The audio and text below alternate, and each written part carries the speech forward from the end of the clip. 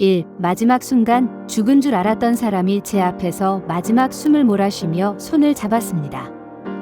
미안했다. 단 한마디, 그리고 눈물. 하지만 저는 그 손을 뿌리쳤습니다. 용서할 수 없었거든요.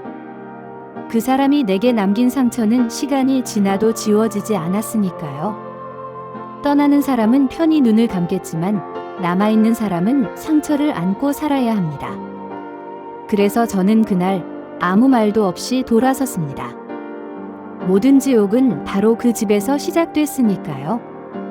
그리고 그날 이후 제 인생은 완전히 뒤집혔습니다.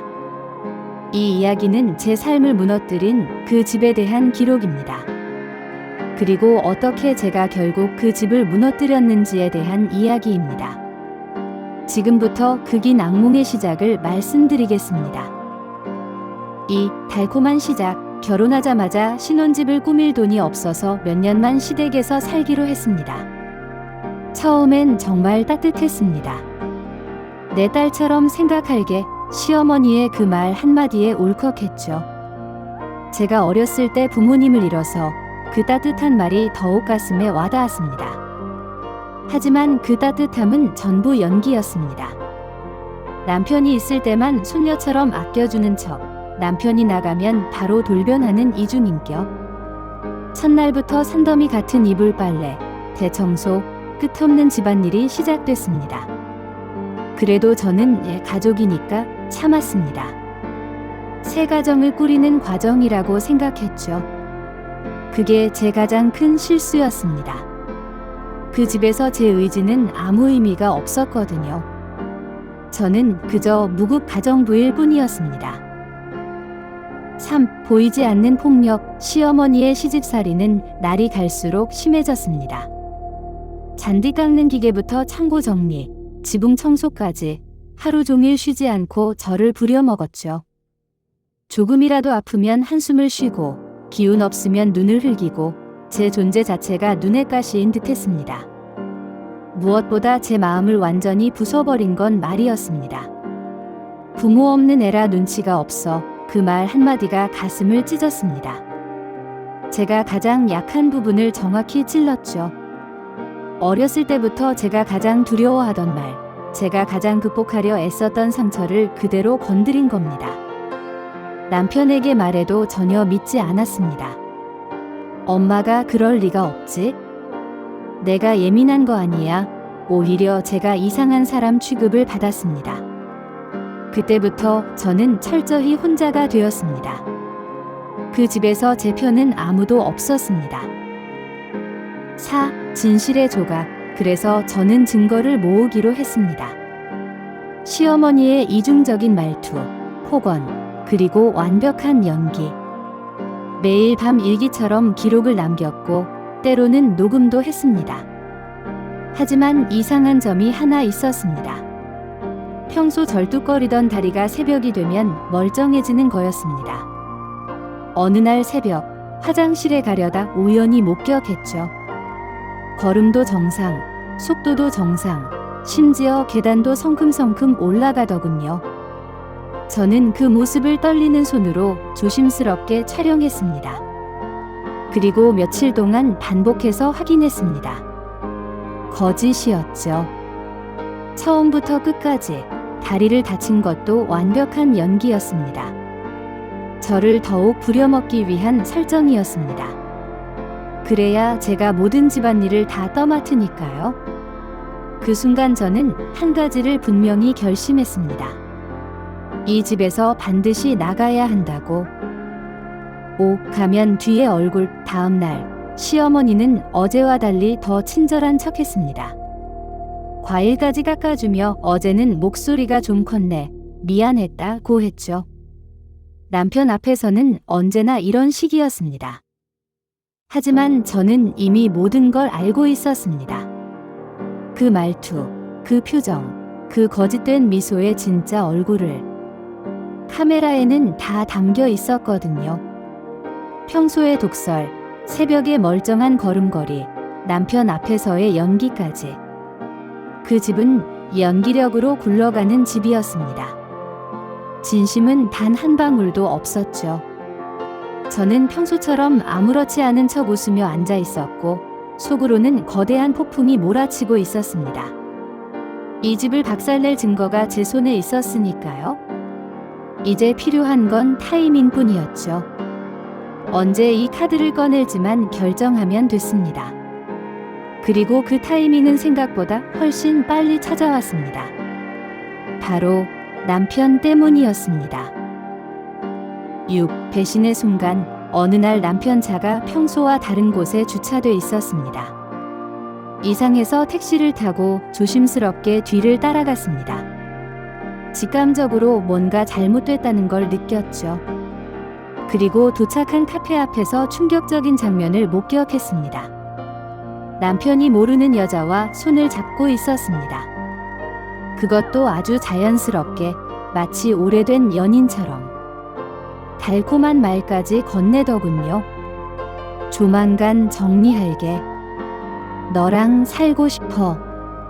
조금만 기다려줘. 정리의 대상은 바로 저였습니다. 제가 정리될 대상이었던 겁니다. 저는 그 모습을 떨리는 손으로 촬영했습니다. 숨이 멎을 듯 했지만 끝까지 눈을 떼지 않았습니다. 남편의 진짜 얼굴이 드러났으니까요. 결혼 서약, 평생을 함께하겠다던 약속, 그 모든 게 거짓이었습니다. 이제 제가 준비한 결말을 실행할 시간이 왔습니다. 7. 사기극의 진실. 하지만 더 충격적인 건 그 여자의 정체였습니다. 저는 계속 지켜보기로 했죠. 조금 뒤 그 여자가 다른 남자의 품에 안겼습니다. 둘은 서로를 여보라고 자연스럽게 불렀습니다. 두 사람은 부부였습니다. 완벽한 연기였던 거죠. 그 여자는 이른바 꽃뱀이었고 남편에게 접근한 건 순전히 돈 때문이었습니다. 저는 더 확실한 증거가 필요했습니다.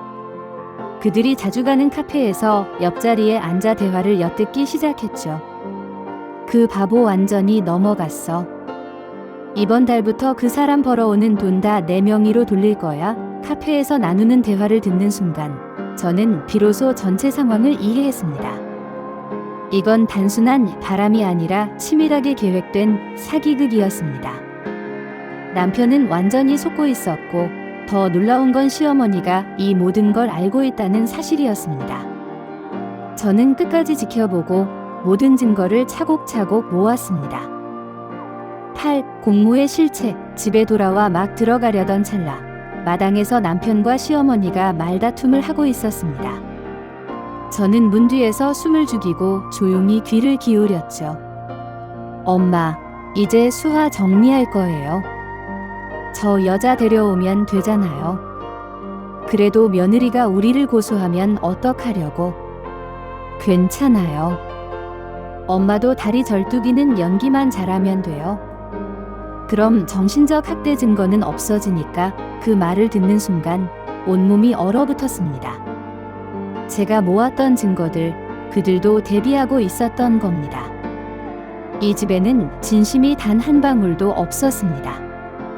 모든 게 계산이었고 저는 그저 이용당하다 버려질 도구였습니다. 저는 더 이상 참을 수 없었습니다. 문을 열고 조용히 안으로 들어갔습니다. 두 사람은 제 등장에 깜짝 놀라 얼굴이 하얗게 질렸죠. 그리고 그 순간 저는 모든 걸 끝내기로 마음먹었습니다. 9. 무너지는 성. 그 자리에서 저는 담담하게 말했습니다. 이혼합시다. 남편은 저를 붙잡기는커녕 너무나 가볍게 그래, 알았어 라고 답했습니다. 마치 기다렸다는 듯이, 심지어 안도하는 표정까지 지으며. 시어머니는 급히 끼어들어 얘야, 우리가 이야기 좀 하자며 제 손을 잡았지만 저는 차갑게 뿌리쳤습니다. 이미 늦었으니까요. 저는 그날 바로 집을 나와 변호사 사무실로 향했습니다.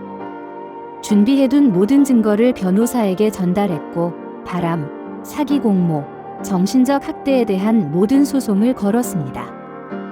남편은 평소 큰소리 치던 것과 달리 제가 가진 증거 앞에서 아무것도 하지 못했습니다. 시어머니의 거짓장애, 남편과 시어머니의 공모 녹음, 꽃뱀과의 만남까지. 그 집이 수년간 쌓아온 거짓은 결국 그 집을 완전히 무너뜨렸습니다. 그리고 저는 마침내 자유의 몸이 되었습니다. 그날이 제 인생이 진짜로 다시 시작된 날이었습니다. 10 마지막 되면 몇 년이 흘렀습니다. 저는 새로운 삶을 살고 있었죠. 그러던 어느 날 시어머니가 말기암으로 입원했다는 소식을 들었습니다.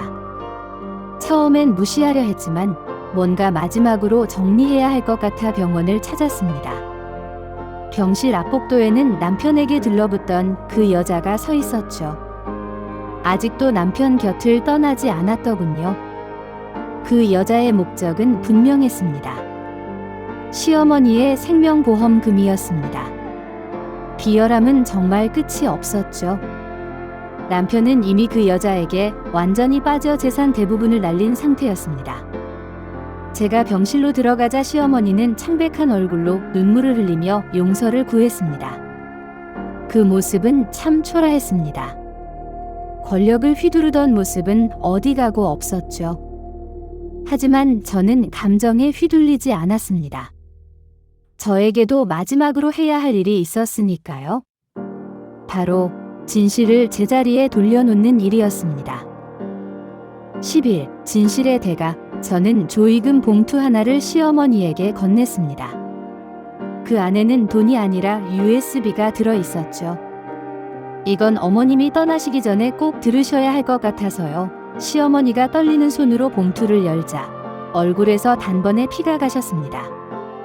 그 안에는 남편과 시어머니가 나눈 대화, 그 꽃뱀 부부의 대화, 그리고 시어머니의 거짓 장애에 대한 모든 증거가 담겨 있었습니다.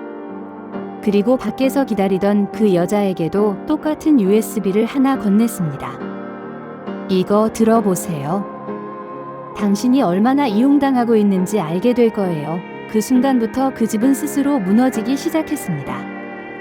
그 여자는 분명 남편을 버릴 것이고 남편은 남은 재산마저 모두 잃겠죠. 제가 직접 복수한 게 아닙니다. 그저 그들이 저지른 일의 진실이 제대로 돌아가도록 만든 것뿐입니다. 그 집은 거짓으로 세워졌고 거짓으로 무너졌습니다. 인과응보란 게 있다면 바로 이런 거겠죠. 12. 새로운 시작. 이 이야기를 통해 세상에 말하고 싶습니다.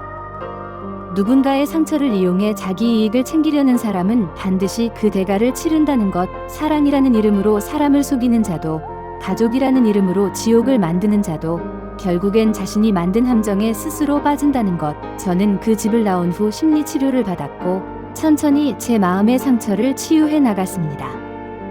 쉽지 않았지만 저는 해냈습니다. 지금은 작은 카페를 운영하며 제가 원하는 삶을 살고 있습니다.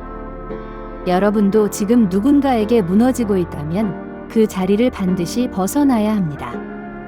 절대 늦지 않았습니다. 당신의 인생은 누군가의 장난감이 아닙니다. 당신은 존중받을 자격이 있는 사람입니다. 용기를 내세요. 그리고 기억하세요. 진실은 언젠가 반드시 드러난다는 것을. 끝까지 들어주셔서 진심으로 감사합니다. 다음 영상도 놓치지 마세요.